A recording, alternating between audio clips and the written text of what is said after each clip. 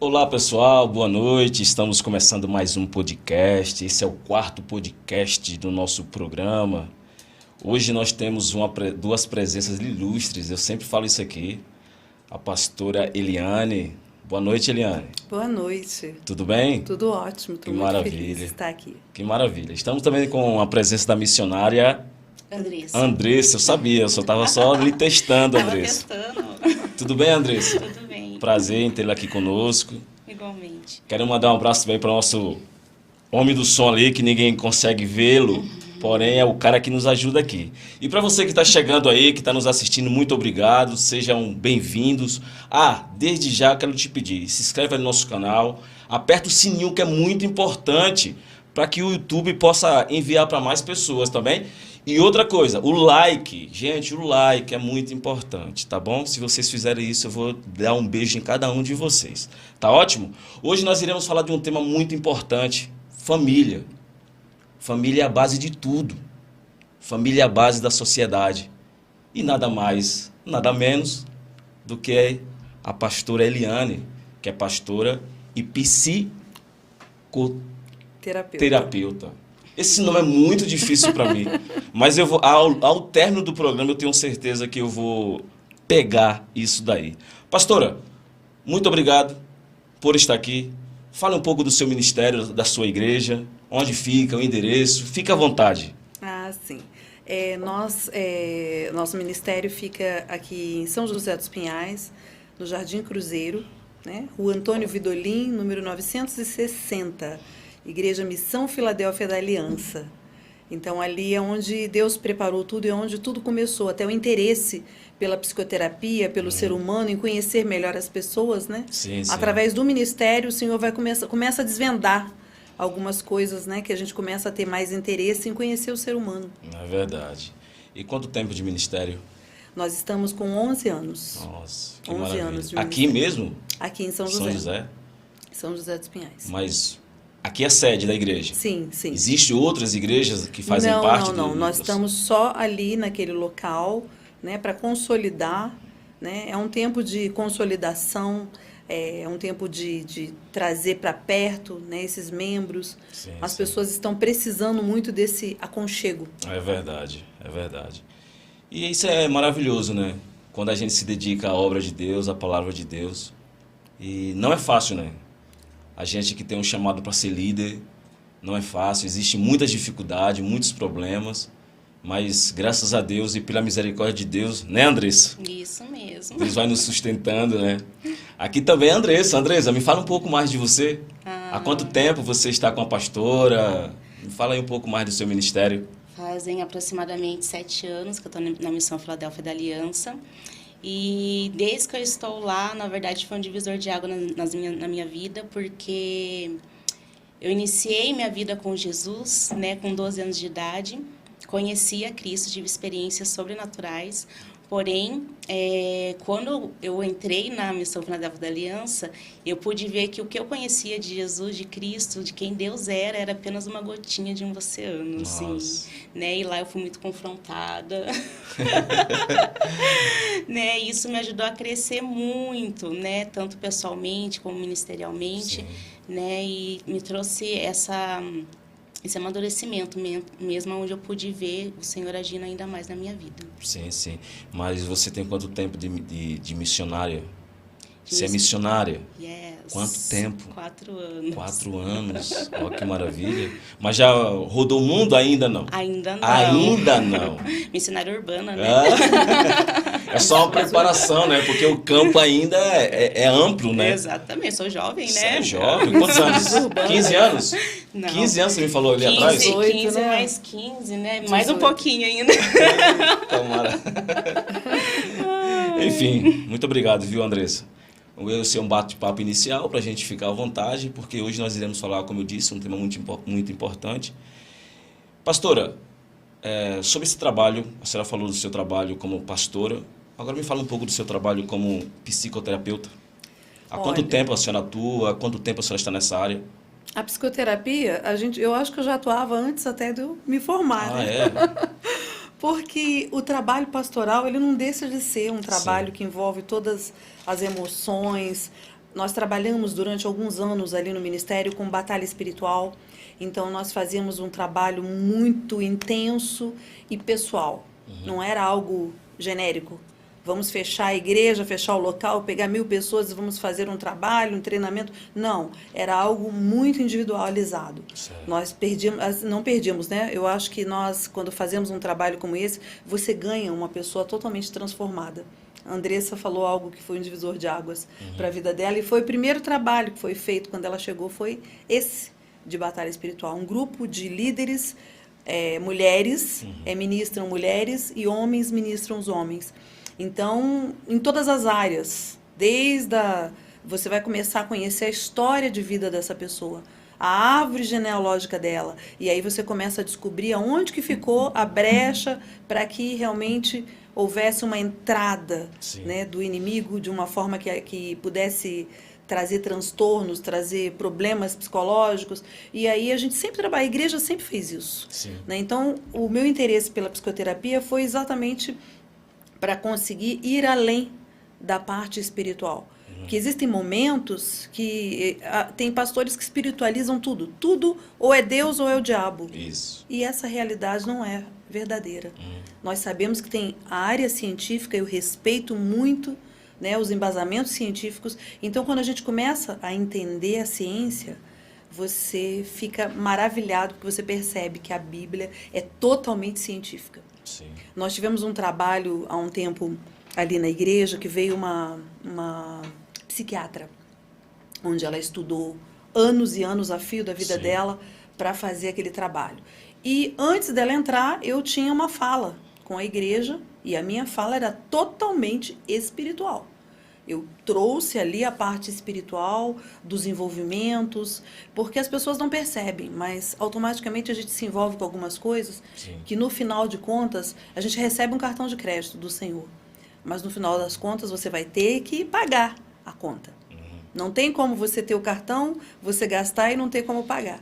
E ali foi explicado detalhadamente, espiritualmente, como que funcionava, o que a Bíblia dizia a respeito de determinadas situações, tudo com embasamento bíblico. Aí eu não tive contato com ela. Quando ela chegou, uma hora depois que eu estava ministrando, chegou essa psiquiatra, aí ela começou a ministrar cientificamente. Foi uma coisa tão espiritual que ela trouxe embasamento para tudo aquilo que eu tinha ministrado. Então, o povo ficou assim, ó, uau, então tem a ver com Deus, tem a ver. Então, não tem como eu trabalhar com a psicoterapia sem falar de Deus. Não existe como você fazer uma coisa sem ter a outra. Né? Então, a gente percebe que é o que dá certo, é o que funciona, e as pessoas ainda insistem em tentar impedir. Verdade. E a senhora falou uma coisa muito importante, é impossível desassociar uma coisa da outra. Porque, assim, todo pastor, ele também é um psicólogo, ele também é um psiquiatra, ele também é um psicoterapeuta. Por quê? Porque ele mexe com o indivíduo, ele mexe com as emoções das pessoas.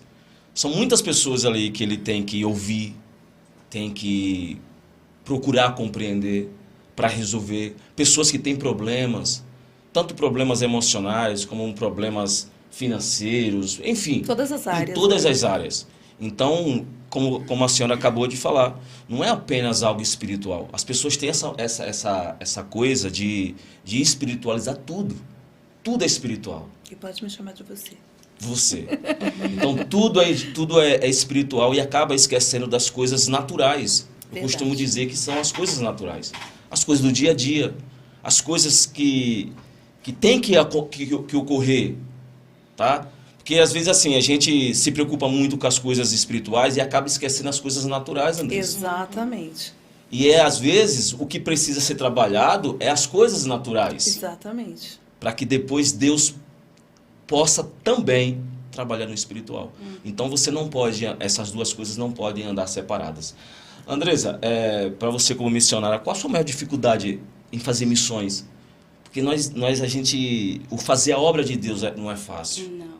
É muito complicado, é árduo. A gente encontra algumas dificuldades, a gente encontra alguns problemas. a gente encontra algumas coisas que nos impedem de avançar. Para você, apesar da sua pouca idade e também há pouco tempo de ministério, mas eu tenho certeza que você já teve muita experiência. Qual a sua maior dificuldade? O que você acha assim, nesse pouco tempo que você tem como missionário? Qual a maior dificuldade que você encontra? Bom, a maior dificuldade que eu encontro no campo missionário é, de fato, você cumprir o ID do Senhor. Você aceitar a vontade de Deus para sua vida. Sim. Porque quando você tem que aceitar a vontade do Senhor, você tem que renunciar à sua. Verdade. Né? E nem sempre isso é fácil. Né? Na maioria das vezes, né, é muito complicado, na verdade. Muito né? complicado. Primeira bem-aventurança, né? Esvaziar-se de De si si mesmo. mesmo, né? É verdade. Pobre de espírito. Exatamente, né? E às vezes, né, a gente tem que, de fato, nós somos trinos, né? Corpo, alma e espírito. Sim. E como o Senhor também é trino, né? A gente muitas vezes alimenta demais a nossa carne. Né? E isso acaba impedindo que o espírito haja em favor das vidas, em favor das almas. Então a gente tem que ter esse autopoliciamento, né? Sim. De cumprir o propósito. Independente se eu trabalho no meio circular, enfim, o que eu faça da minha vida, eu tenho que fazer para a glória do Para a Senhor. glória de Deus, né? Romanos 11 fala sobre isso, o apóstolo Paulo, né? Sim. Tudo para a glória de Deus. Enfim, gente, nós estamos aqui fazendo as apresentações, claro. E para você que está nos assistindo, volto a dizer, se inscreve no nosso canal. E nós iremos falar de um tema muito importante. Nós iremos falar sobre família e suas definições. Pastora, a primeira pergunta é essa.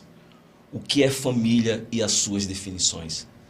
Família é esse lugar que Deus preparou para ser um lugar de acolhimento, um lugar de aconchego, um lugar de paz, um lugar onde que é o seu porto seguro, deveria ser.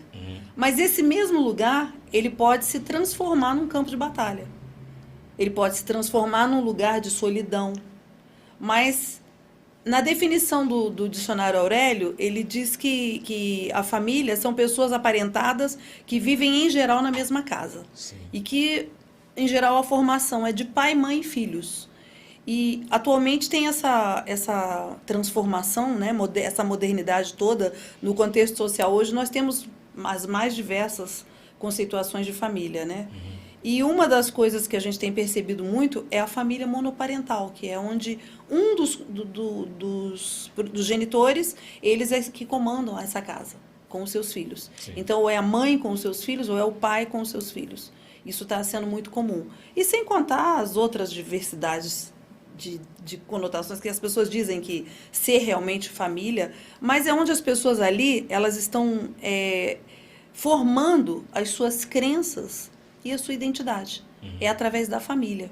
Então, as maiores dores que nós passamos, as primeiras dores, é dentro da nossa casa. Sim. É dentro da nossa família. Então, por isso que ele precisa ser trabalhado, ele precisa ser entendido, os papéis precisam ser totalmente esclarecidos, porque eu percebo que depois da pandemia as pessoas ficaram tão aprisionadas nas suas mentes, porque foi um baque para a humanidade. Sim, claro. As pessoas não estavam apercebidas que isso poderia acontecer, sendo que a palavra já havia avisado, nós já sabíamos que algo estaria vindo para acontecer sobre a terra, que Jesus está voltando, a gente sabe há anos. Sim. Mas agora é muito mais próximo. Então a gente sabia que algo poderia vir a acontecer. Então as pessoas ficaram desestruturadas dentro das suas casas. Perderam a paz, o medo tomou conta. Então as famílias ficaram completamente desmoronadas. Aí os papéis se inverteram. A mãe, de repente, saía para trabalhar, o pai ficava em casa. Aí o pai fazia o papel da mãe. Os filhos começaram a imperar na casa porque não existia disciplina. Por quê? Até porque esses pais não estavam acostumados com seu filho. Sim. E, de repente, o filho era criado pela professora, né? Educado pela professora, que não é o papel dela. Esse papel de educar filho é do pai e da mãe. E ali, a criança estava dentro de casa e ele se tornou um rei. Tudo que ele queria estava ali na mão. E aí isso começou realmente a atrapalhar. E a gente percebe que esse lugar foi um lugar onde houve muitos acidentes dentro das casas. Os pais, os maridos não estavam acostumados com as suas esposas. Eles estavam acostumados a estar com ela o quê? Algumas horas do dia no final da noite. Sim, Mas sim. um dia inteiro com a mulher ali, não. Aí via ela gritando com os seus filhos. Então a família começou a se tornar uma coisa muito desestruturada. E Satanás, que é muito inteligente, ele já começou a usar estratégias há muitos anos atrás.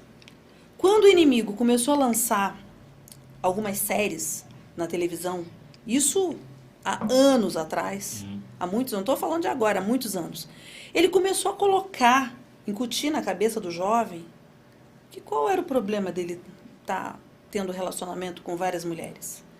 Qual era o problema dele separar? Problema nenhum, todo mundo separa. E aquilo foi colocado para os jovens, para a população de um modo geral, como sendo uma coisa muito linda, muito bacana.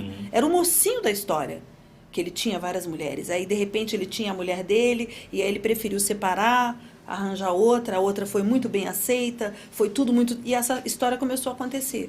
E aí as famílias começaram a perder toda essa estrutura familiar, né? Que aí os pais saíram das suas casas e houve o quê? Ausência de paternidade. E aonde há uma ausência de paternidade, há uma carência muito grande interior. Sim. E esse filho cresce sem direção. Você sabia que quem dá a direção para o filho é o pai? É? As mães acham, né, que elas podem tudo. Sim, sim, sim. Não, o direcionamento, a mãe, ela oferece acolhimento, amor, mas a direção é o pai. E toda família que geralmente é a mãe que tem ali o comando, você pode perceber. Você não tem filhos ainda, mas quando você tiver, a hora que o pai chega, é a hora que o filho, opa, papai chegou, vamos parar com a bagunça. Quem tem adolescentes, eu tenho 2 filhos, né? Então eles já passaram por todas as fases. Então quem Pastora, tem... rapidinho. A senhora falou de uma coisa aí que quando a criança ela ouve o pai chegar em casa, ela já fica um pouco, não sei se amedrontada ou Respeito. respeito. E isso é muito importante, isso é muito interessante, né? Mas até quando isso é respeito ou medo dos pais? Porque existe Sim. muitas situações como essa, que o pai, ele, ao invés dele levar respeito aos seus filhos, ele leva medo. Isso não é uma coisa boa, né? O ideal é esse pai chegar trazendo uma alegria para casa, mas ao mesmo tempo respeito. Sim. Porque quando esse filho percebe que ele é acolhido pelo pai, que ele tem um pai que ele pode contar, ele vai contar para esse pai como foi o dia dele. Nós estamos agora atualmente com uma escola de família, na nossa igreja, está sendo assim, um divisor de águas. Nós estamos estudando detalhadamente cada papel, os temperamentos também, é fundamental que esses pais conheçam, porque antigamente ninguém falava sobre isso. E nós temos 4 temperamentos básicos, né? E aí você conhecendo o temperamento do seu filho, você não vai chamar ele de lerdo. Você conhecendo o temperamento da tua esposa, você não vai falar, pô, você é acelerada demais, você está sempre querendo ir na minha frente. Não, de repente ela é uma sanguínea. E ela precisa de fazer coisas mais rápido, ela tem essa ligeireza. E você sendo, de repente, um fleumático, você vai compreender que ela tem as forças e você vai saber utilizar as forças dela. Lá em casa, por exemplo, quando nós começamos a descobrir essa coisa do temperamento, a gente brinca o tempo todo.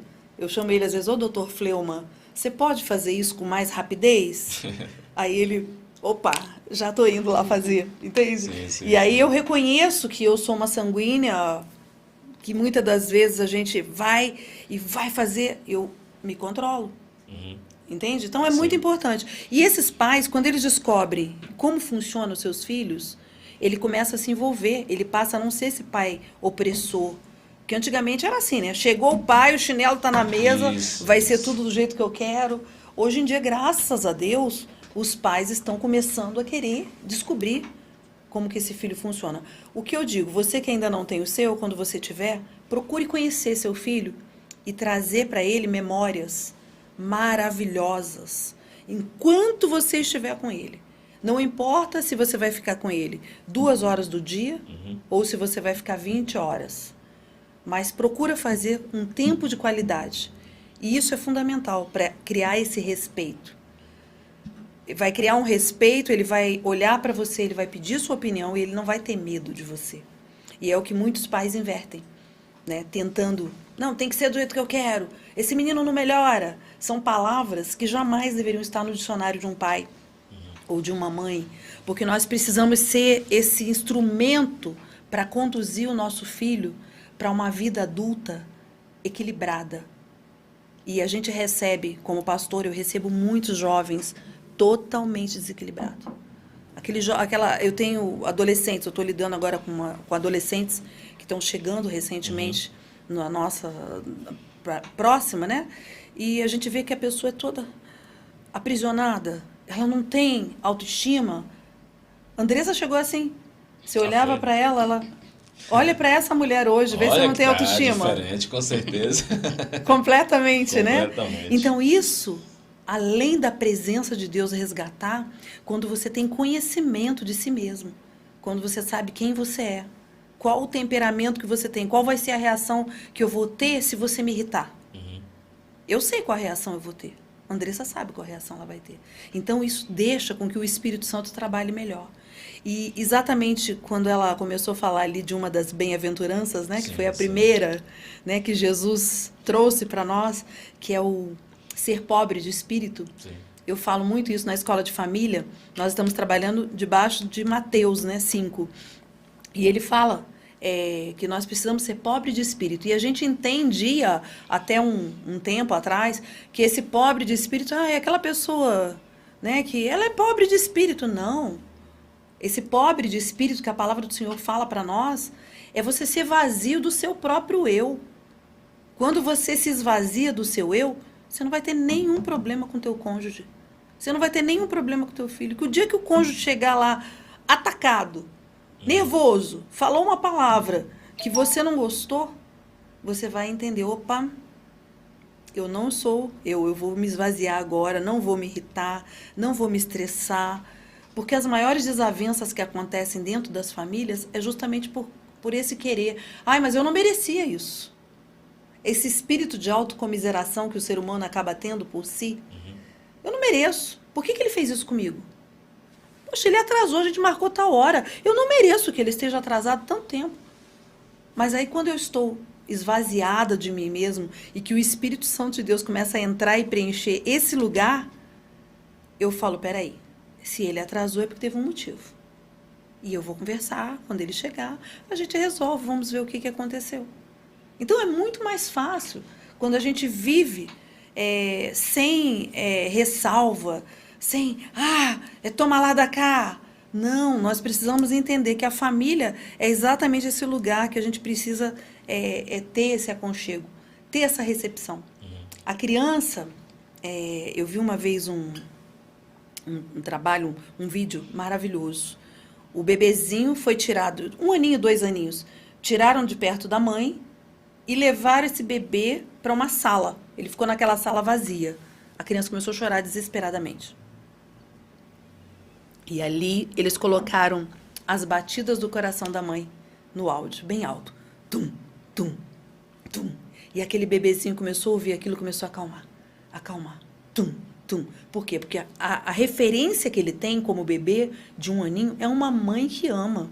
É uma mãe que abraça, uma mãe que dá mamazinho para ele a hora que ele está com desejo. Entende? Então, sim, isso é uma interação de mãe com filho. E a criança ficou calminha quando ela ouviu as batidas do coração. Opa, minha mãe está por perto. E nós precisamos entender que as batidas do coração de Deus em nós têm que nos fazer acalmar. Sim. Tem que nos trazer paz. Tem que nos trazer tranquilidade, equilíbrio. Isso é somente através de Deus. Não tem outra forma de nós adquirirmos isso. Entendi. Uma coisa que a senhora falou aí também é a respeito do papel do pai. E também uma outra coisa é a questão do cuidado com as palavras que alguns pais deveriam ter para com seus filhos. Na sua ideia, o que essas palavras podem causar para essas crianças, para esses adolescentes? Muita dor. O que, por exemplo... Olha, nós temos, como eu te falei, né, nós fazemos um trabalho muito... É bastante espiritual e bastante psicológico.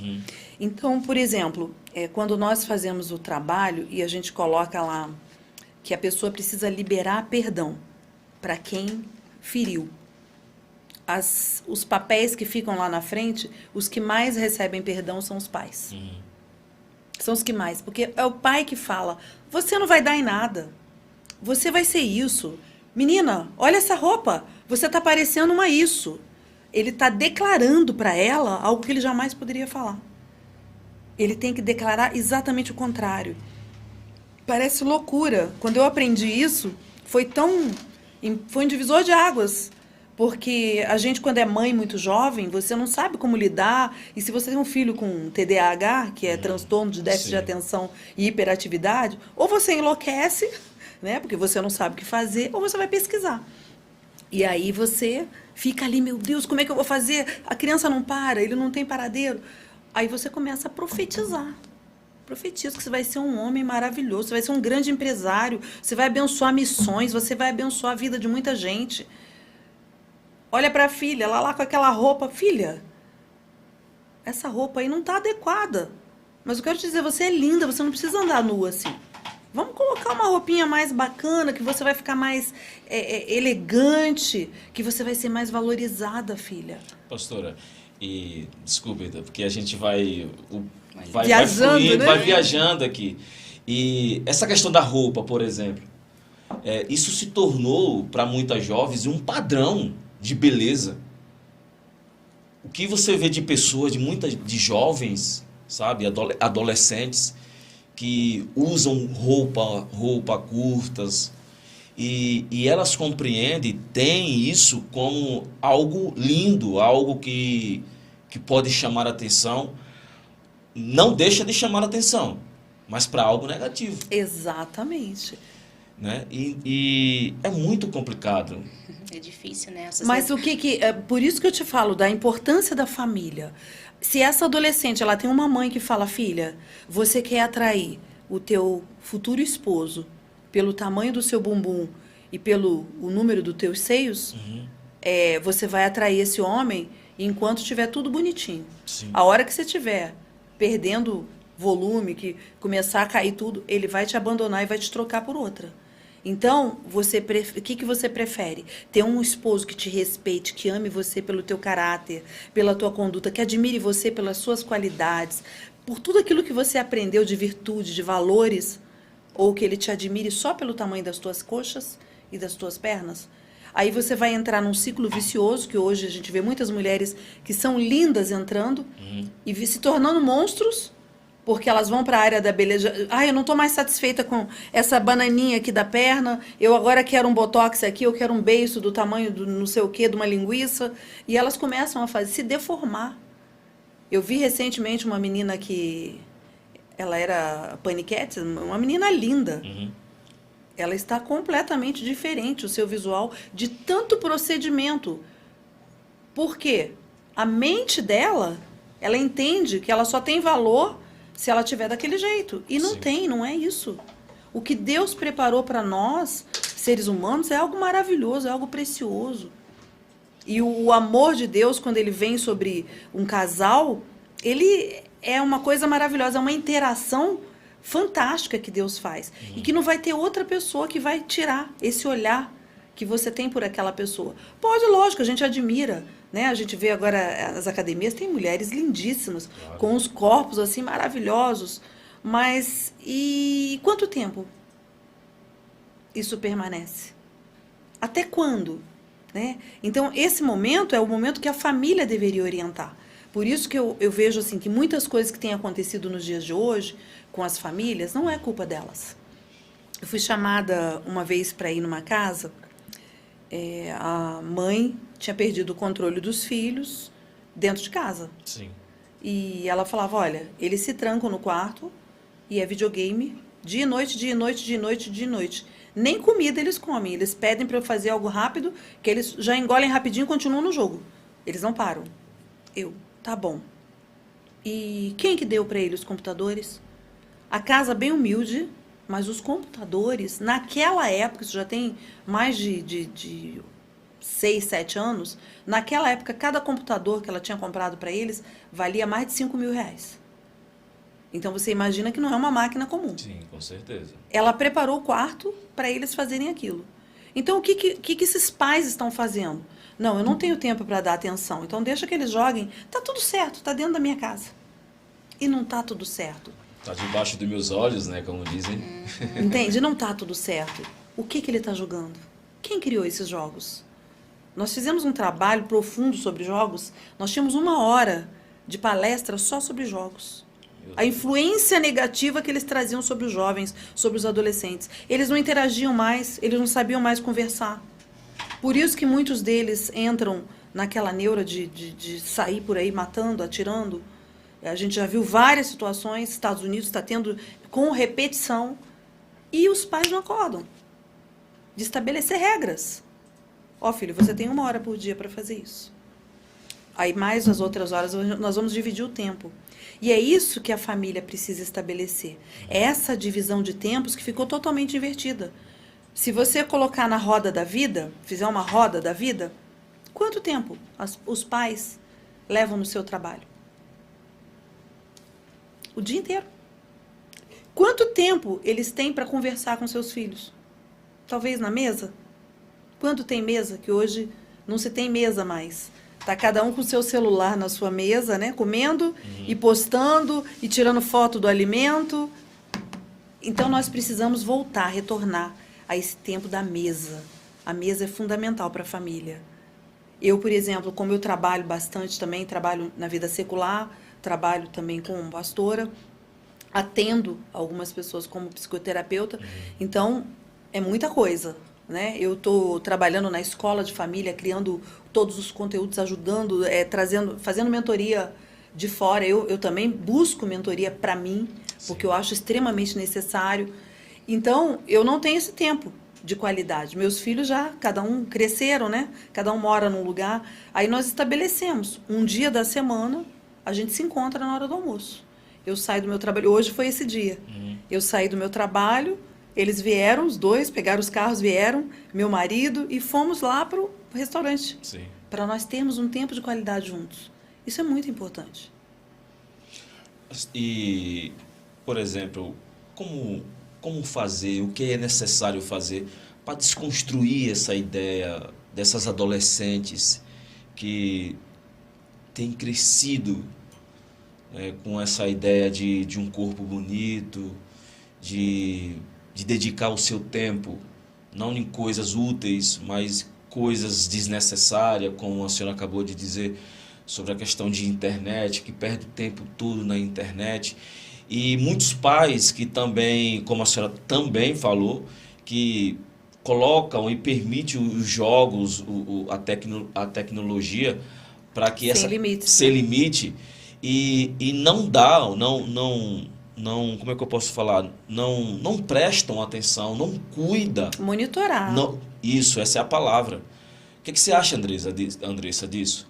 Na verdade, esses pais também não tiveram uma estrutura familiar. Exatamente. Né? Então, assim, muitos eu percebo que não sou mãe, né? Falo pelo que eu vejo.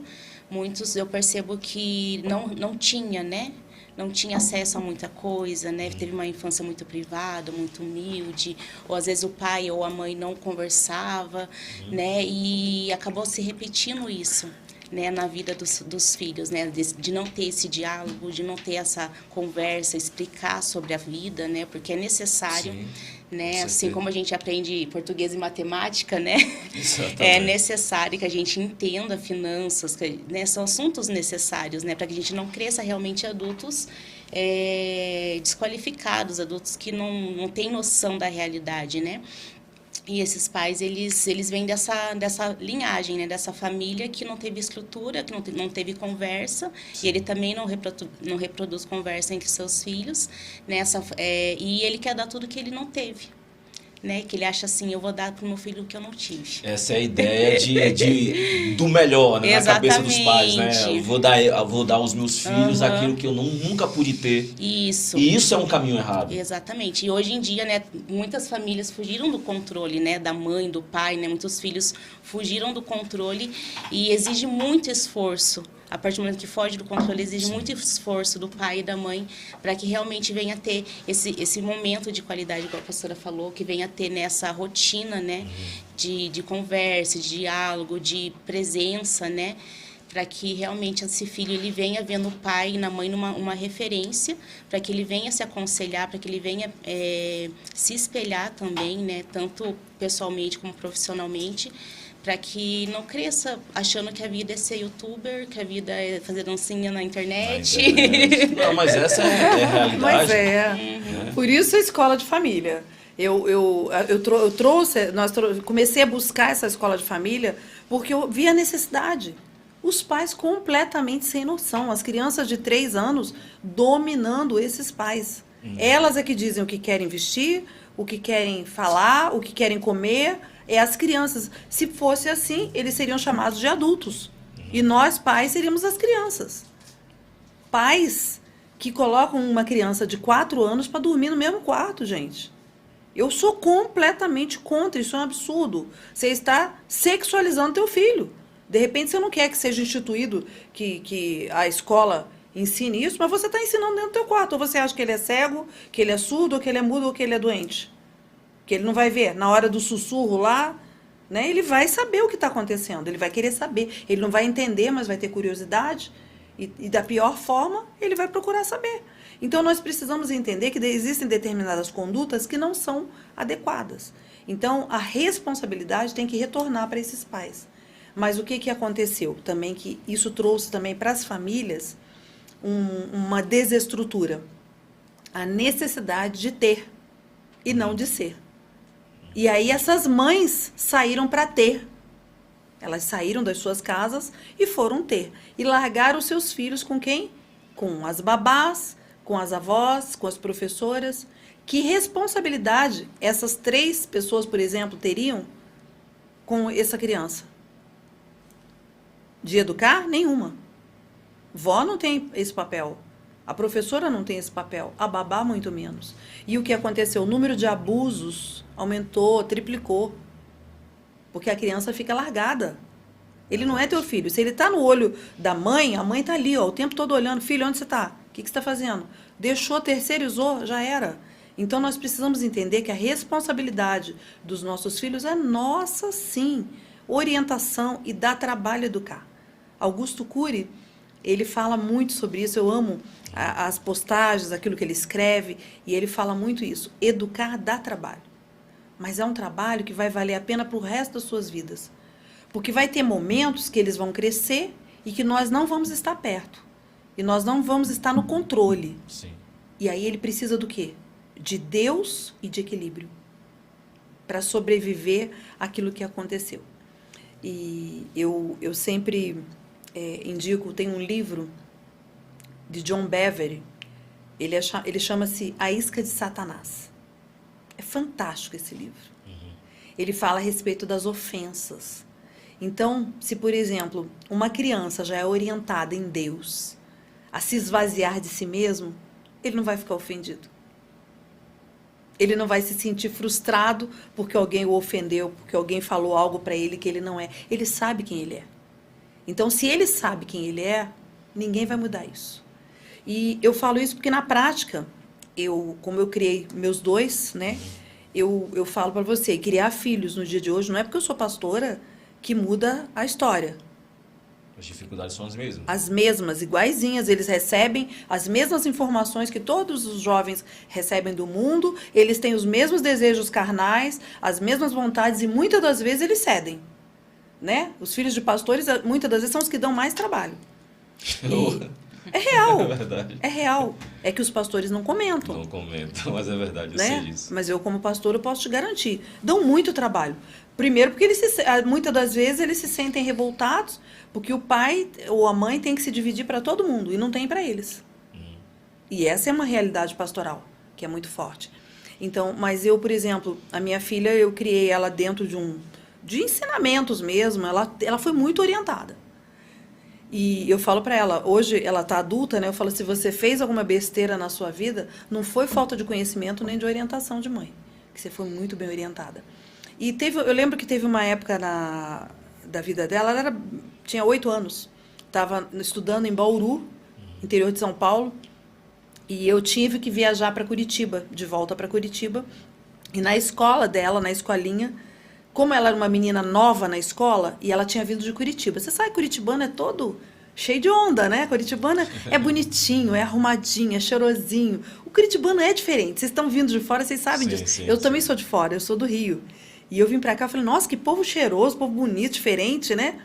E ela pegou todos os trejeitos daqui, de Curitiba. E fomos para o interior de São Paulo. E chegamos lá na cidade, ela foi estudar numa escola que era pública, né? E eu falei, filha, a escola é boa, tem muitas referências, mas assim, sempre você vai colocar todas as suas dificuldades nas mãos de Deus. Porque vai ter um momento que a mãe não vai estar perto de você. E é nesse momento que você vai orar. Na hora que o teu coraçãozinho apertar, você vai orar e falar, Deus, a minha mãe falou que você está comigo. Então, se você está comigo, me ajuda a resolver esse problema. E sabe quando você vai ministrando seu filho sem nem perceber, né? Sim. E eu tinha vindo para Curitiba e aconteceu lá na escola que as amiguinhas dela ficaram com ciúmes porque ela ia com os materiais muito bonitos, ela ia muito arrumadinha. E aí picharam um quadro da escola todinho, escreveram, rabiscaram todinho um quadro com caneta preta e fizeram um furdúncio lá naquele quadro e colocaram os nomes de todas elas da sala e falaram, olha, vamos acabar com a marra dessa menina. Vamos colocar... E ela era muito simples, ela sempre foi muito tímida, ela era muito linda. Então, ela ainda é bonita, mas ela chamava muita atenção. Que ela era uma mulher, um olhão lindo, e aquilo gerou ciúmes das amiguinhas da escola. Isso acontece muito.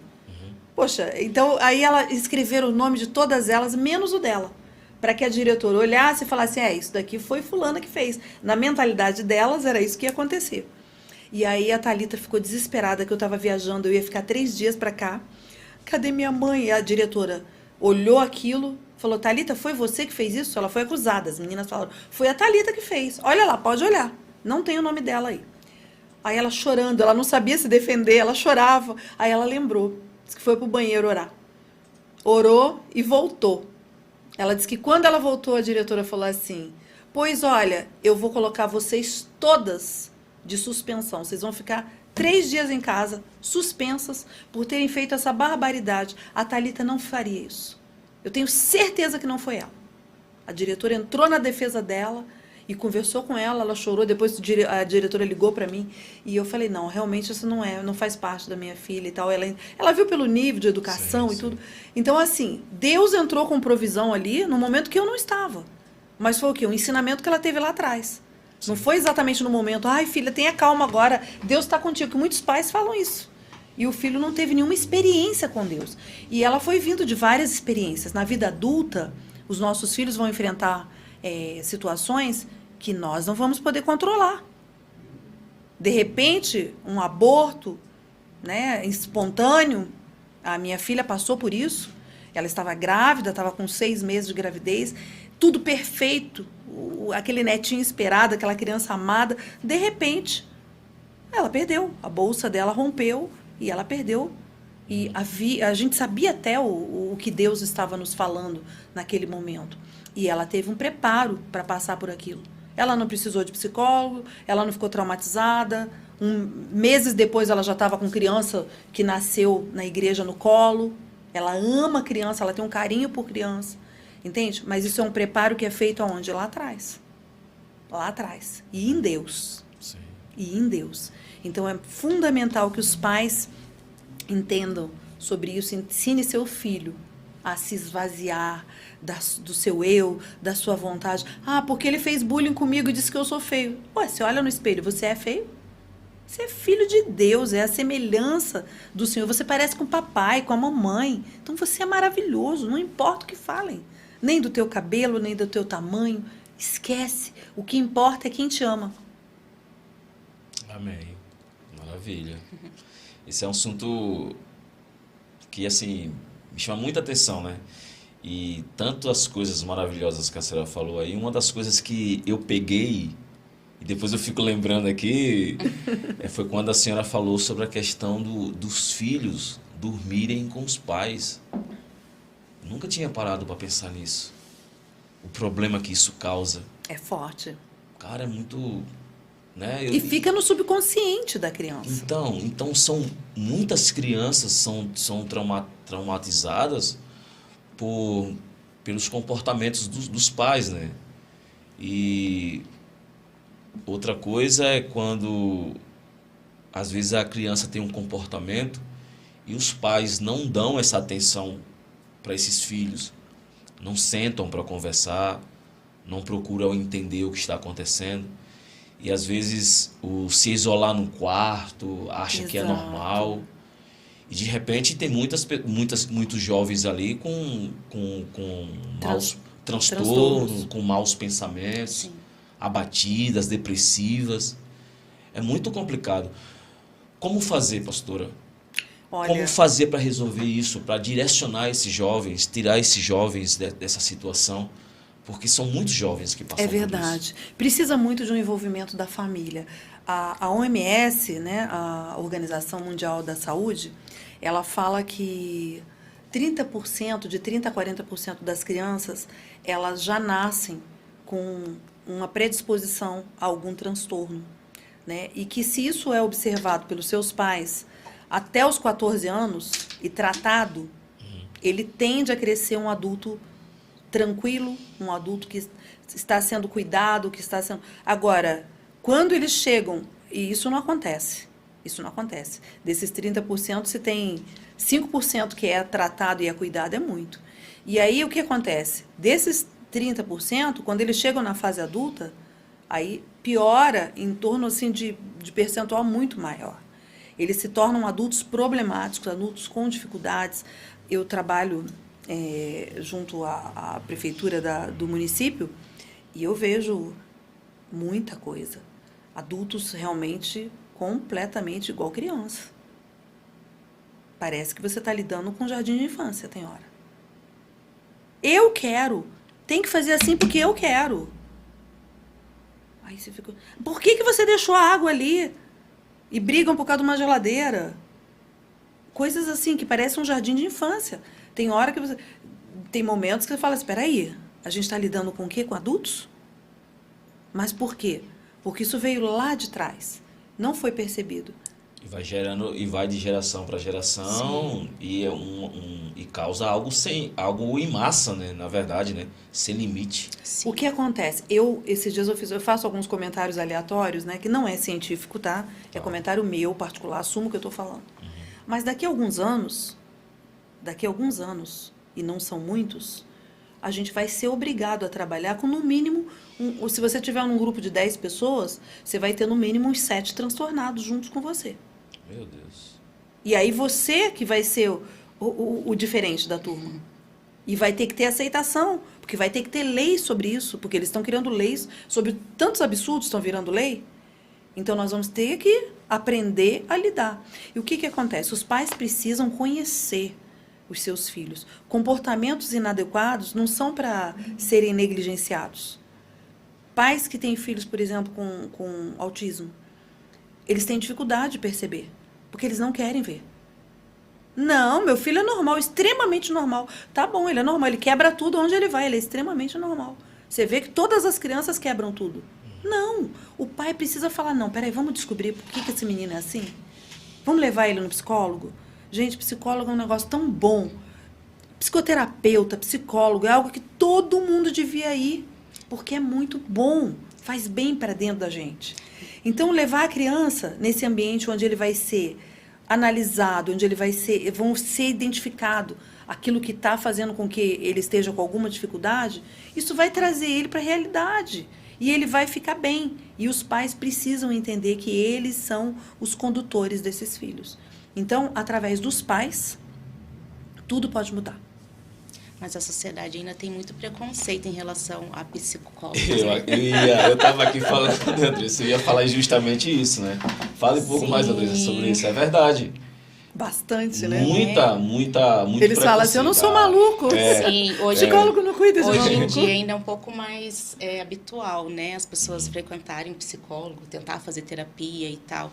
Aceitam um pouco mais, mas antigamente a realidade era outra, né? Parecia que era pra gente louca mesmo, exatamente, né? Não, mas até hoje eu conheço pessoas assim. Sim. que às vezes a gente dá um conselho para que procurar um psicólogo ou alguma ajuda, e aí a ideia é de que eu não sou louco, né? Bem isso. E às E vezes... fica preocupado Aham. com a opinião do outro, das pessoas. Sim. E não é isso, Não. né? E às vezes a pessoa só tem que colocar pra fora, entendeu? Porque quando a gente coloca pra fora, a gente consegue ver a situação de forma diferente. A gente tira aquele peso do nosso ombro, né? Sim, sim. Então, assim, é uma oportunidade que você tem de crescimento pessoal, né? Não quer dizer que necessariamente você tem que tomar medicação ou algo assim, né? Quer dizer que realmente você tá ali querendo, né, desenvolver você, se entender, né, Sim. procurar se entender, porque quando você procura se entender, você começa a trazer cura para sua vida, né, Verdade. e o Senhor conseguir trabalhar na sua vida, né, restaurando Verdade. o seu interior, mudando a sua visão, sua perspectiva de vida, né, trazendo esperança novamente, né, que tem gente que chega realmente no fundo do poço e não pede ajuda, não fala, não conversa, né, então assim é difícil até às vezes de se aproximar de pessoas assim, né, porque a gente está ali disposto a ajudar, mas nem todo mundo quer realmente essa ajuda, ou tem vergonha, né,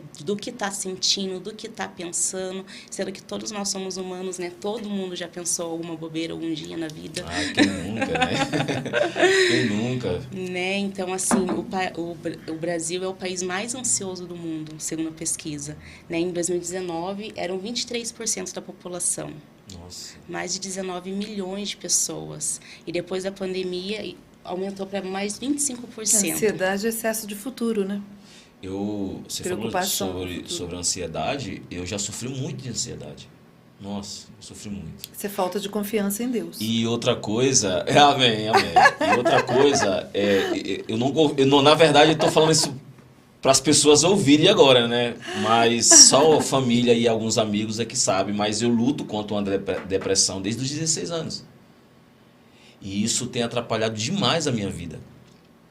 A minha vida como um todo. Já pensei em tirar minha vida. Às vezes você não acha sentido, porque a visão do depressivo é isso. Você não encontra sentido para nada. Eu costumo dizer que a visão de um depressivo, ela é escura, ela é negra. Não há luz. E às vezes as pessoas que convivem com você, eu falo no geral, amigos, família, e não entendem isso. Não procuram compreender. Então, é muito difícil para um depressivo ele andar. Eu costumo dizer também, nossa, primeira vez que eu estou falando sobre isso para todo mundo. Olha que bom que É você sério. abriu, né? E eu costumo dizer o seguinte, tudo é limitado, Léo, para o depressivo. Um pequeno passo torna-se gigantesco. Um pequeno movimento torna-se um furacão. O medo. Um medo. O medo toma conta. Sabe? Mas isso é porque pensar em ficou desistir. alguma coisa lá atrás. Né? Esse assunto aqui de família... Excesso de passado, né? Exatamente. E a gente, às vezes, o que acontece? Pessoas que passaram por algumas situações, tipo morte, percas financeiras, gente que teve uma vida maravilhosa, de repente perdeu. Aquilo ali vai gerando, a pessoa, poxa, eu nunca mais vou voltar a ter aquilo. Aquilo vai trazendo uma angústia, uma tristeza. E, assim, a gente precisa focar realmente no Senhor, porque Ele vai trazendo esse renovo dentro de você.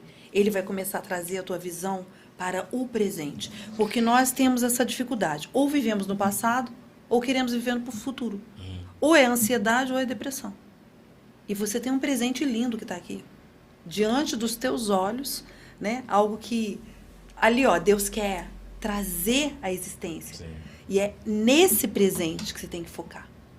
Né? E falar, Deus, eu estou aqui, eis-me aqui. Eu estou centrado no presente. E quando a gente faz aquela roda da vida, poucas coisas a gente pensa para o presente. É, verdade. Né? Então é bem interessante isso. E como a Andressa estava falando ali das pessoas ficarem com tantas guerras internas, a maior parte, 90% dessas guerras, é falta de perdão. 90%. Ah, mas é porque fulano passou por isso. Quando ele era pequeno, ele passou por um abuso. Não, não é o abuso. É a falta do perdão que ele não liberou para o abusador. O abuso aconteceu, já passou, ele já esqueceu, não é aquilo que ficou, mas o que ficou na mente é aquilo ali. Então a gente precisa entender que o perdão, ele resgata a nossa alma, ele traz a gente para perto, ele traz um aconchego, um alívio, quando você libera perdão. E eu digo isso em causa própria. Sim. Eu tive. Perdão era uma coisa muito difícil para mim. Muito difícil. Muito difícil. E olha que meu temperamento é fácil de perdoar. Mas existiam pessoas que eu não conseguia liberar esse perdão de jeito nenhum. Podia chover, canivete, se Deus. Eu falei, não, Deus não desceu na terra para falar que eu tenho que perdoar, não vou perdoar. Ele não merece. É aquilo ali. Eu não estava vazia de mim mesmo. Eu estava cheia de mim mesmo. Ele não merece perdão. Quem sou eu para dizer que ele não merece? Né? E o dia que eu decidi, eu escutei uma vez uma pessoa falar, coloca no espelho. Escreve no espelho que você perdoou, todo dia olha para aquilo e lê. Mesmo que não saia daqui de dentro, mesmo que você pareça uma alucinada, mas coloca lá no espelho, aonde você passa, no corredor, no banheiro, coloca, eu perdoei. E colocava o nome. Eu perdoei, eu perdoei, eu perdoei. E foi uma coisa tão fantástica que quando eu menos esperei, eu tinha liberado. É que aquilo começa a se tornar sua realidade, né? Quando você tem essa mudança de mentalidade. Verdade. E o que a senhora poderia aconselhar para quem está em casa, para essas pessoas que sofrem com depressão, com ansiedade? O que precisa ser feito? Olha, não só no espiritual, mas como no natural, como pedir ajuda. Olha, o natural, você primeiro procura fazer coisas que te agreguem valores. Uma das coisas que, saindo do espiritual, faça exercício físico. É maravilhoso. Quando você começa a se exercitar, e exercício de respiração também ajuda muito. Quando você está muito ansioso, tem alguns exercícios específicos que você faz, aquela ansiedade vai baixando o nível, vai baixando. Quando você vê, você já está tranquilo. Então, exercício físico é fundamental. Uma alimentação também, que a gente precisa cuidar. É coisa que nós brasileiros não cuidamos. Né? A gente sabe que o Brasil é o país mais fantástico na gastronomia, é o Brasil. Né? Eu posso te garantir.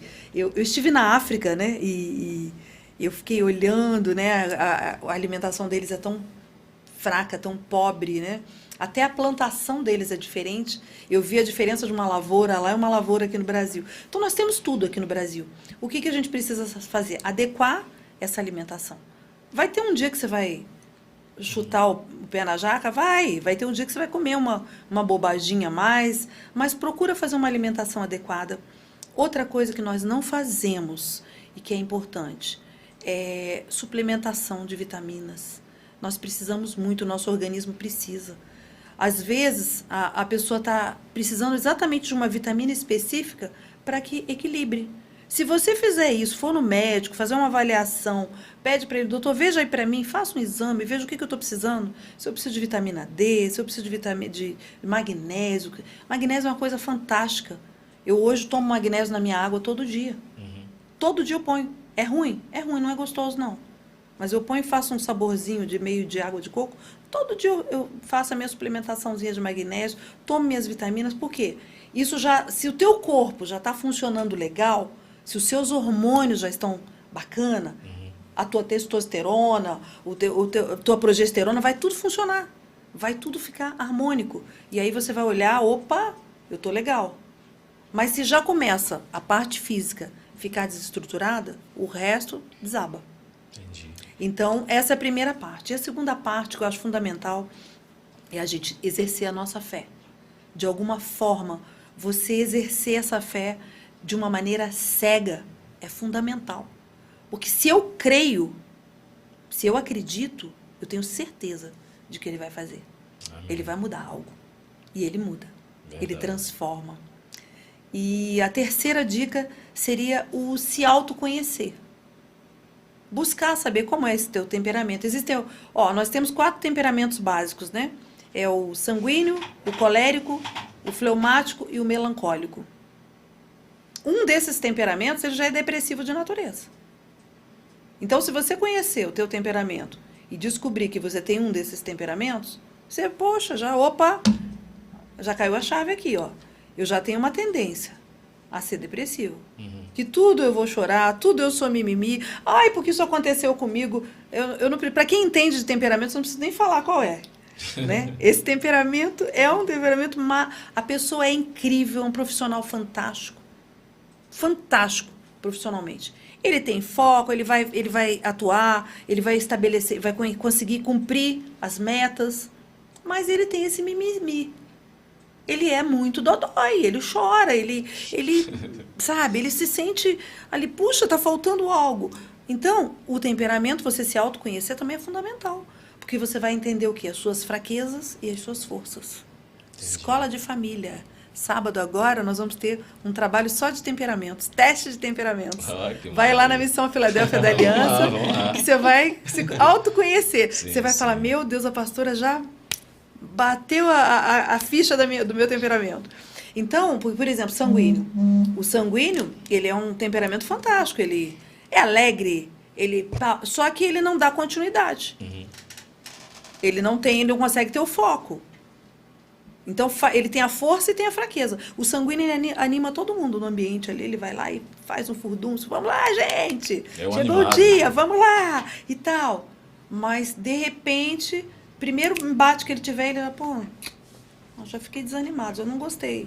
Entende? Então, ele precisa conhecer essa fraqueza para ele continuar dando continuidade. Entendi. Né? O sanguíneo tem uma outra fraqueza que eu acho interessante. Se ele tem uma conta que vai vencer daqui a 2 dias, ele nem se preocupa se ele está com dinheiro ou não da conta. Ah, é? Vai vencer daqui a 2 dias? Beleza. Mas e se vencer? Se vencer, pago com juros, não tem problema nenhum. Qual o problema? Vou pagar, uma hora eu pago, olha. Qual o problema? Essa é uma outra fraqueza de um sanguíneo. Ele é despreocupado, né? Completamente despreocupado. Entende? E já tem temperamentos que, se a conta vence daqui a 3 dias, ele já fica uma semana sem dormir, ele já fica desesperado. Poxa, eu não estou com o dinheiro todo, eu não vou conseguir dormir essa noite, porque eu não tenho o dinheiro todo. Isso é o que? Temperamento. E aí a gente precisa se conhecer. Esse autoconhecimento é fantástico para você saber lidar com a depressão, com a ansiedade, equilibrar e falar, olha, eu estou ficando ansioso, então peraí, deixa eu parar, vou respirar, eu vou focar no que eu preciso fazer, e aí a coisa funciona. Entendi. Entendeu? Então, esse autoconhecimento é fantástico. Essas 3 coisas, você cuidando da sua saúde, né? Você fazendo isso bem certinho, uma alimentação balanceada, essa estrutura toda boa, né? Esse autoconhecimento também. Isso tudo vai te ajudar muito e vai funcionar. Que maravilha. E assim, para finalizar essa questão da depressão, eu louvo muito a Deus, porque assim, desde quando eu cheguei aqui em Curitiba, o vir para cá também foi uma forma de tratar, Animador. animar, começar algo novo, sabe? Sair da realidade. Sair da realidade. Eu vivia muitos problemas lá, negócio de empresas, enfim. Larguei tudo e decidi vir para cá para estudar. Coragem, enfrentou o medo. Sim, com certeza. E no início não foi fácil, sabe? No início não foi fácil, foi muito difícil. Chorei, chorava bastante e sofri muito. Mas 7 meses depois eu posso olhar e dizer, tô bem. Valeu a pena. Valeu a pena, está valendo a pena. E quero continuar, sabe? Porque assim, Que bênção. a depressão não é fácil, né? Como eu acabei Não. de dizer. É algo difícil. É sério. É muito sério, sério. é muito sério. E muitas pessoas passam por isso, pessoas tiram suas vidas, Sim. pessoas perdem, né? E tem que falar. E Você tem que falar comunicar. sobre isso, né? Eu iria falar isso em outra oportunidade, mas já que Que estamos bom, aqui, que né? bom. Falar sobre Mas isso. Isso já dá um outro podcast, Sim, hein? vamos falar sobre Vamos isso. falar sobre a saúde mental. Exatamente. E aí a gente traz toda É essa verdade. pegada. Então, louvo a Deus por isso, sabe? Porque Deus tem feito maravilhas. Mas Que quando a bom. gente consegue falar sem medo, É. é sinal que a gente está sendo curado, né? Cara, eu tô aqui falando sobre isso. Eu tô falando sobre isso aqui para as pessoas. Né? Que muitas pessoas não sabiam disso. Sim. Mas desde os 16 anos que eu luto contra isso. E tem muita gente que leva como frescura, Como né? frescura. Não é. Tem muita gente que não entende realmente esse Não processo entende, da depressão. Não entende. Então, para você que está nos assistindo, força. Não desanime, né? Sim. Continue, Comunique, né? comunique, porque é importante Sim. você falar dos seus problemas, falar do que está sentindo. Por mais que as pessoas não te compreendam, mas só o fato de alguém te ouvir, parar para te ouvir, isso é importante. Muito importante. E às vezes as pessoas não têm essa compreensão, né? De parar para ouvir uma pessoa doar, de né? se doar. E apenas isso. Às vezes até um abraço, cara. Sabia? É verdade. Até um abraço. Você não precisa falar nada. Faz a diferença. Mas a pessoa tá ali, ó, eu não tô bem, tô mal, tá difícil. Mas só de alguém tá olhando nos seus olhos assim e deixar você falar, isso... Porque eu sou assim, sabe? Às vezes eu tô assim e falo com a minha esposa, né? Ah, eu não tô bem. E aí eu falo, depois eu vou pro meu canto, eu choro. Daqui a pouco eu tô bem. Sim. É minha tática, sabe? É meu jeito, foi como eu aprendi e estou aprendendo. Então eu me retiro, choro, daqui a pouco, opa, tô bem, vamos começar. E vamos recomeçar e vamos para frente, e isso é importante. Não desistir. Não desistir, né? Muito Sim. bom. Né? Maravilha. Elias, quando estava na caverna, né? Ele estava fugindo, ele entrou em depressão. Depressão. Né? Ele estava fugindo de Jezabel e o Senhor mostrou para ele a multiforma que é o Senhor, né? Que ele conhecia o Senhor através do fogo, né? Ouvia o Senhor falar e tal, e veio o fogo, veio o vento, veio o terremoto, e o Senhor não estava ali. Não estava. E o Senhor estava na tranquilidade, Calmaria. na paz, na calmaria, né? Então, assim, a gente tem que aprender a ouvir o Senhor também, né? Dentro de nós, em nosso coração, né? Não apenas, às vezes, muita gente procura ouvir Deus através das pessoas, mas muitas vezes o Senhor quer falar conosco. Isso é verdade. A intimidade do Pai, E né? na coisa mais simples, né? Sim. Muitas vezes Deus fala conosco nas coisas mais simples. Sim. Eu costumo dizer assim, eu faço uma comparação, né? Boba, mas é uma comparação. Por exemplo, as pessoas, elas querem ouvir Deus assim, na tempestade. E às vezes Deus está falando conosco nas coisas mais simples. Sim. Aquele vento suave. Eu costumo dizer também o seguinte, que às vezes as pessoas querem de Deus uma bênção e é tipo uma bandeja, tipo...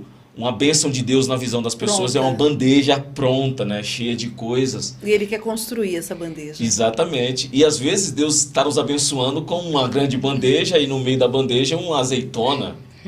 Como uma forma de bênção, mas Sim. a gente não enxerga isso. E a gente perde muito, né, de Deus, de ver nos pequenos detalhes. Nos pequenos detalhes. Exatamente. É uma chuva caindo, é um sorriso de uma criança, é uma árvore, uma folha caindo da árvore. Você sabe quando você vê todos esses detalhes? Quando você está perto da morte. Eu tive a experiência de, infelizmente, pegar o Covid e eu fiquei muito mal. Eu não tinha tomado vacina nenhuma, fiquei 25 dias. Nós montamos uma semi-UTI lá na nossa casa e foi uma experiência muito desagradável. Meu esposo pegou, mas ele ficou super bem, porque ele toma muito sol, então a vitamina D dele estava lá em cima. E eu, baixíssima. Só a minha suplementação não funcionou. E aí eu fiquei mal, e eu tinha certeza que eu ia morrer, porque a saturação não levantava, não aumentava. E aí eu lembro que um dia eu tirei meus anéis, aliança, tirei tudo que eu tinha de ouro, falei assim, amor, eu vou deixar aqui, porque daqui agora eu só tenho hospital. Porque eu não estou ainda com falta de ar, mas com a saturação desse jeito, eu vou ter que ir.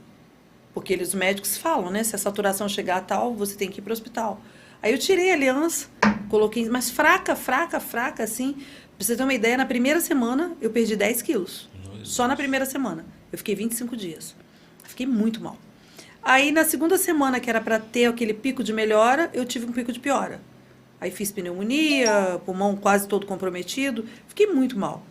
E aí eu fui para a cama e fiquei ali. Falei, Senhor, eu não estou com vontade de morrer. Olha meu assunto com Deus, né? Não estou com vontade, né? Muito sincero. Não estou com a mínima vontade de ir. Né? Porque do jeito que eu estou sofrendo aqui, era para eu já estar querendo. Sim. Para eu já estar desejando. Porque chega uma hora que o sofrimento é tanto que você quer ir embora. Verdade. E eu falei, Senhor, mas eu não estou com esse desejo latente aqui dentro.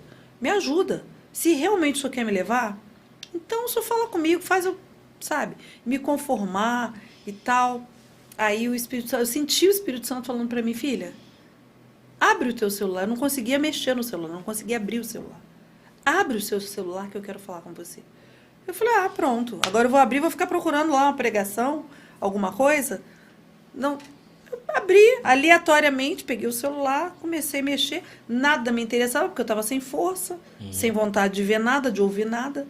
E de repente entrei no YouTube e ouvi uma música que eu nunca tinha escutado, do Ministério Zoe, que fala que você me leva pro deserto para falar de amor e faz cair a tempestade para brilhar um arco-íris, só para dizer que me ama.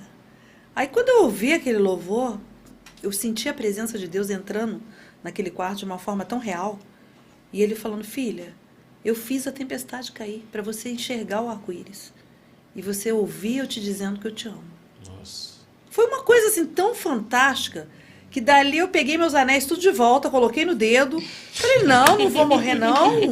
Deus tem ainda coisa para mim. Aí meu marido olhou assim, o que está acontecendo? Falei, Deus falou que ele vai me curar. E no outro dia eu estava de pé. No outro dia eu estava bem. Aí o remédio, eu já estava na 3ª caixa de antibiótico, nada fazia efeito. Até o antibiótico começou a fazer efeito. Depois do arco-íris.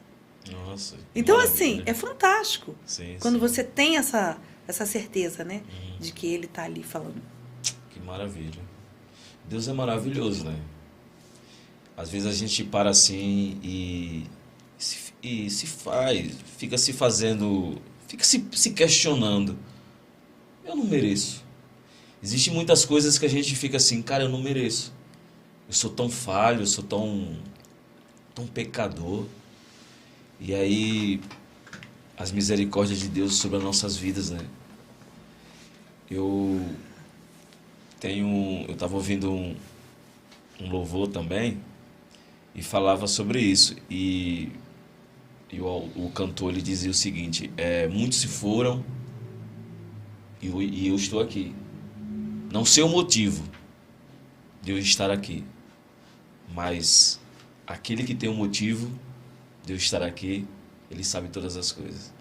Então isso é maravilhoso, né? Porque às vezes a gente fica... Há um propósito. Há um propósito. Nós não sabemos propósito. qual o propósito, por que estamos aqui. E depois ele dá o testemunho e ele diz o seguinte, que muitos melhores do que ele já foram. Tinha mais nome, renome. É verdade. E ele continua aqui. E muitas vezes o Senhor permite que a gente passe pela dor, pelo sofrimento, para que a gente seja referência. Sim, verdade. Né? A gente é curados para curar, né, pastor? Exatamente. É verdade. Curados para curar. A gente precisa passar por experiência. Como é que a gente vai falar que o Senhor é um Deus sobrenatural, um Deus que cura, um Deus que restaura, se a gente não Se nunca viveu. Exatamente. Se a gente não experimentou desse Deus, entendeu? Verdade. Então, assim, o sofrimento nos faz crescer, né? E nos traz essa experiência para poder ajudar o nosso próximo. Que é isso, né? Nossa vida é em doação ao próximo, né? Com certeza. É servir os nossos irmãos. Então, assim, a gente passa por momentos difíceis, sabendo que a vitória é certa, né? Porque Deus é conosco, mas a gente tem que aprender uma lição a partir dali. E quando a gente aprende a lição, aquele ciclo para de se repetir em nossas vidas. Verdade. É ensinar a sua mente que, apesar da luta, por exemplo, da sua guerra com a depressão, apesar dessa guerra com a depressão, você tem um Deus que te escolheu, que te chamou e que você vai brilhar no meio dela, com ela ou sem ela. É verdade. Nós precisamos entender isso. E nós queremos que, assim, a luta... Ai, tem que sair daqui num passe de mágica. Nós cristãos temos esse pensamento, né? Sim. Não, porque Deus não é Deus de milagres. E por que ele não fez? Porque tem o tempo dele. Exatamente. Não é no nosso. Né? Então, ele vai fazer? Vai, mas é no tempo dele. Então, até que o Senhor venha, eis-me aqui. Eu vou estar aqui vivo, firme e fazendo a sua vontade. Glória a Deus. Maravilha. Você vê, né? Por isso que eu falei para vocês, né? Vamos bater um papo, que é o mais importante. Às vezes a gente traz uma pauta, mas deixa Deus conduzir. Deus flui, o Espírito Sim. Santo flui. Eu acho que o maior propósito desse podcast, quando Deus colocou no meu coração, foi falar do amor dele. Apresentar a Deus para as pessoas. Maravilhoso. E o nosso tema, o nosso podcast tem como contexto tratar de assuntos bíblicos e assuntos da atualidade, à luz da Bíblia. Então aqui nós iremos trazer convidados LGBTs, nós iremos trazer padres, nós estamos já, sabe, ou seja, abrir espaço para muitas pessoas, para falar do amor de Deus, que é esse o propósito. Nós iremos falar aqui sobre aborto. Nós iremos falar sobre muitos temas da atualidade que é muito difícil de discussão, de compreender. Então, esse é o propósito do podcast. É falar das coisas atuais à luz da Bíblia, falar de temas, né? A semana passada nós estávamos falando sobre Trindade. Infelizmente não deu para a gente finalizar esse tema, porque é um tema muito forte. E os convidados, quando vêm aqui, já sabem, eu mando antecipado o tema para eles. Sim. E não é fácil para você falar de um tema tão importante e tão complexo em 1h30. É difícil, cara. Entendeu? Então, assim, mas é para a glória de Deus, como diz o apóstolo Paulo, tudo que fazermos é para a glória dele e que o nome de Deus seja glorificado. Enfim, vamos fazer mais um. Maravilha, né? Muito bom, Muito né? bom. Pastora, um dos tópicos que a gente também já estamos discutindo é quando a senhora falou que a ausência da paternidade tem gerado adultos fracos, imaturos. Já falamos um pouco sobre isso. Me fala um pouco mais sobre isso. O que é isso? O que é gerar esses adultos fracos? Porque assim, como funciona? Quando eu tive essa experiência, às vezes a gente fala assim, você é pastora, então você não sabe do que você está falando. Eu sou uma pastora que eu atuo. E eu recebi um rapaz, né, no ministério, e ele tinha essa dificuldade com os pais, ele não sabia exatamente se ele era o que ele era, né? Ele tinha dificuldades de saber sua identidade.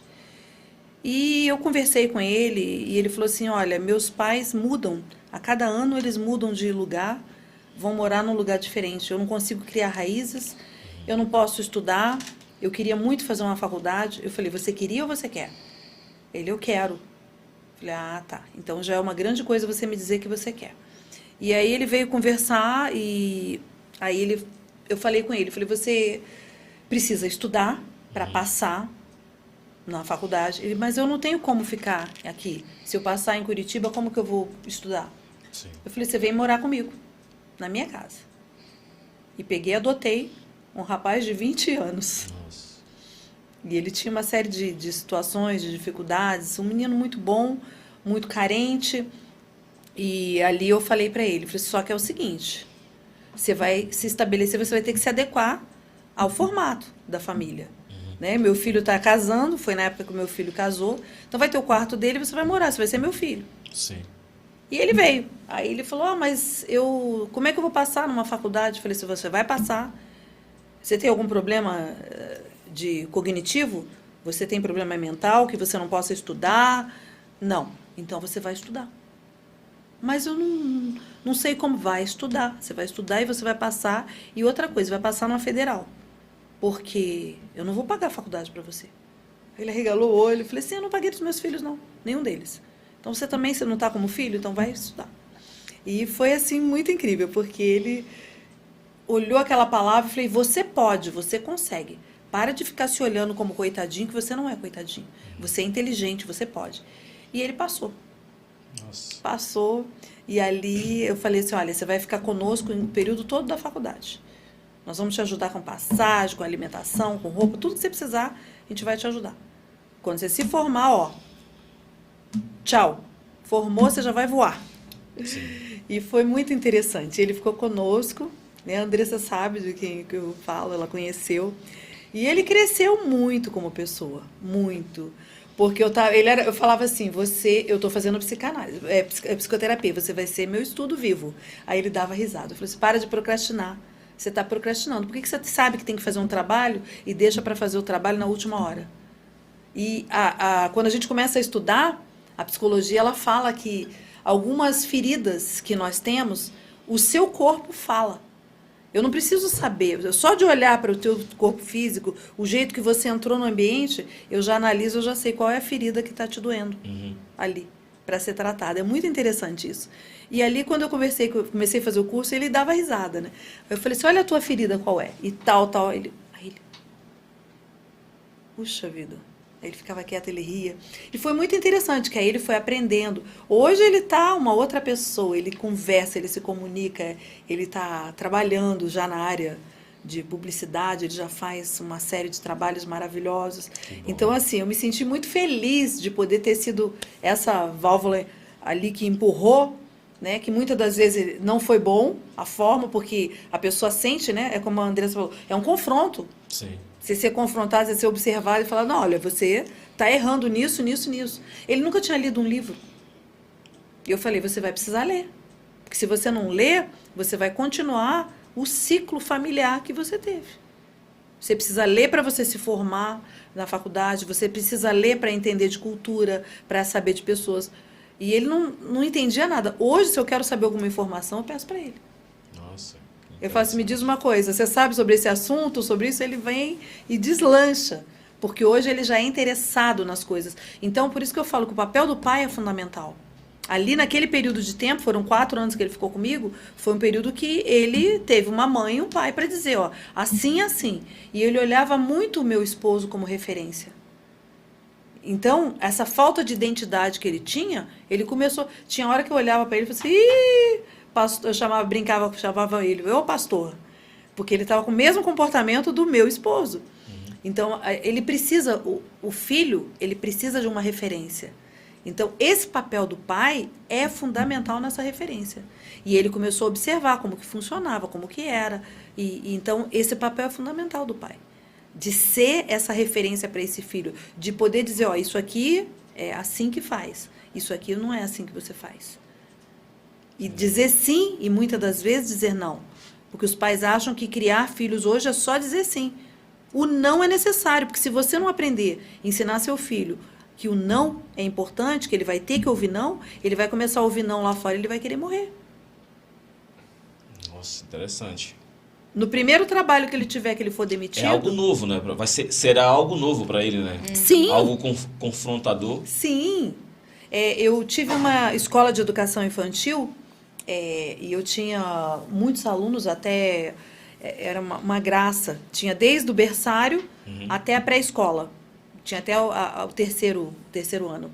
E essa escola, eu tinha uma mãe de uma menina que ela parecia uma princesa. Ela vinha para a escola, parecia que estava numa redoma de vidro, aquele cabelo maravilhoso, toda princesinha. A mãe levava, o pai levava.